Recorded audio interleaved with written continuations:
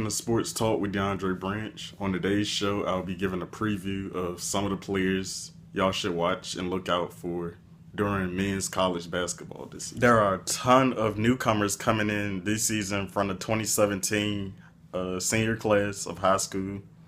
That is one of the strongest classes in a very long time. And you have a lot of veterans that will also have great seasons this year. So I think this will be a very good season this year in college basketball. Grayson Allen is coming off of last season in which he was suspended a few games due to clipping players. Despite those incidents, he still is a great player. And last season he averaged 14.5 points a game. And he plays with an edge, which honestly I feel like makes him be a better player on the court. Going into this season, he's expected to lead Duke young team into the NCAA tournament as a #1 seed. And right now they are expected to be the favorite to win the national championship.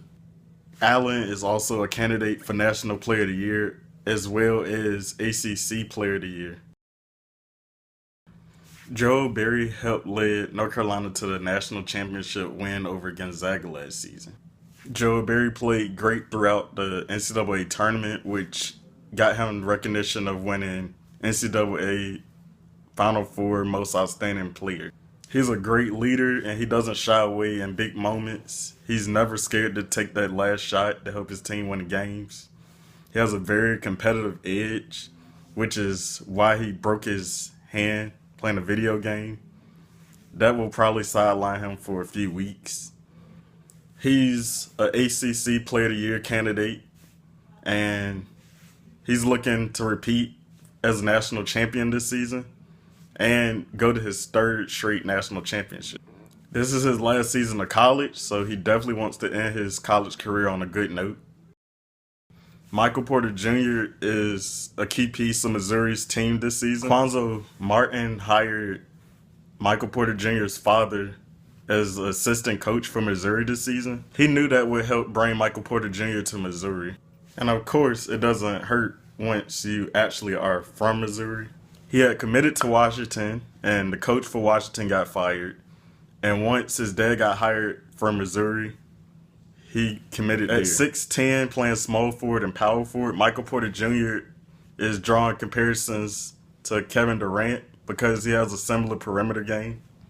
He's also drawing comparisons to Kevin Garnett because a young Kevin Garnett was very flashy.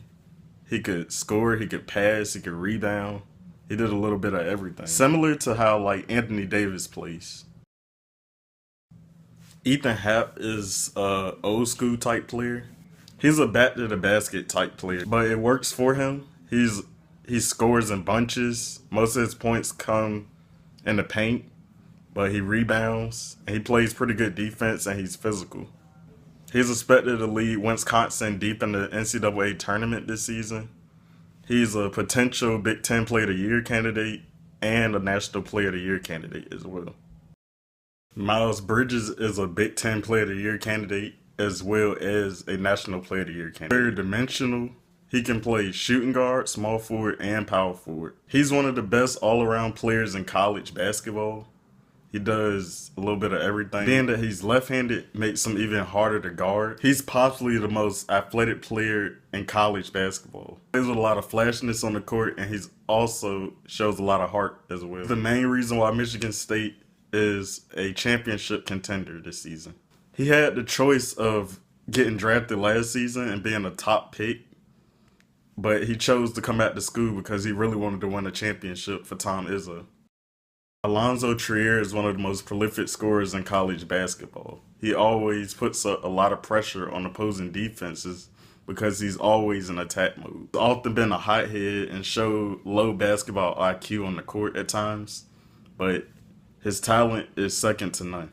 He missed a few games last year due to PED suspension from preseason. Arizona didn't play as good without him because they really needed that scorer that could help them win games. Arizona goes deep in the tournament this season, it will be because Trier relies on whether he can keep his cool during games and he can be that scoring option they need.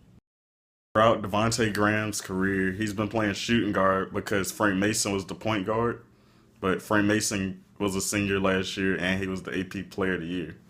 Going to this year, he's now the point guard, and I think he'll have a similar season like Frank Mason did last year. He's the same type player. He's very quick. He's a great leader, and he's very quick. A lot of players can make shots throughout a game, but it's the moments when you down by 3, you down by 2, or you need that bucket to get back into the game. That's when the shot really matters, and when you can hit under pressure like that. Kansas will be relying on Graham to hold down the fort to get them to the national championship this season. Marvin Bagley III was the #1 recruit from the 2017 recruiting class. He's one of the main reasons why Duke is preseason #1 and is suspected to win the national championship this season. He's one of the most talented players that have came in college basketball in quite some time. He's expected to get a double-double pretty much every game. He's a very similar player like Anthony Davis and Kevin Garnett. It would be shocking if he isn't named ACC Freshman of the Year. He also has a shot at National Player of the Year. More than likely, he'll be one and done, and he'll be the #1 pick in the 2018 NBA draft. Colin Sexton was suspended for 1 game for violating NCAA rules. Despite that suspension, Sexton will be one of the most exciting players in college basketball this year. He was the #7 recruit out of the 2017 recruiting class. He surprised almost everybody by committing to Alabama. Many people expected him to go to one of the big name D1 basketball schools. He's a pretty good 3-point shooter, but his bread and butter is his mid-range game. He only knows one gear, and that's attack mode. It reminds me a lot of Eric Bledsoe because he's the same height and plays with a lot of athleticism. Similar to Bledsoe, he can let his emotions get the best of him at times. He's going to have to stay composed for an Alabama team to let them get into the NCAA tournament. He will be expected to be a lottery pick in the 2018 NBA draft. Marcus Foster is a Big East Player of the Year candidate, and he's also an NCAA Player of the Year candidate. He's one of the best scorers in college basketball. He averaged 18 points a game last season. He'll be looking to lead the nation in scoring this year. I wouldn't be surprised if he does that. Foster is the main reason why Creighton is a sleeper pick to go deep in the NCAA tournament this year. Matt Farrell is one of the best point guards in the nation. He gets his teammates involved, he's a good shooter, and he's a great leader on the court. He's one of the most clutch players in the nation. Don't be surprised if Notre Dame wins the ACC because of Matt Farrell. Notre Dame is expected to go deep in the NCAA tournament, and if they do, it'll be because of Matt Farrell.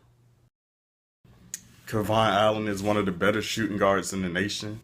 He is the leader of Florida team, and he'll be the main reason why Florida goes deep in the NCAA tournament this season.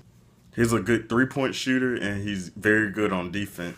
He reminds me a lot of Avery Bradley because he's undersized as a shooting guard, but he checks taller players very well.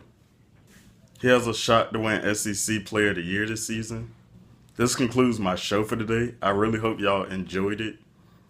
Comment what y'all think below. Share it on y'all social medias. Subscribe if you haven't done so yet. Be out.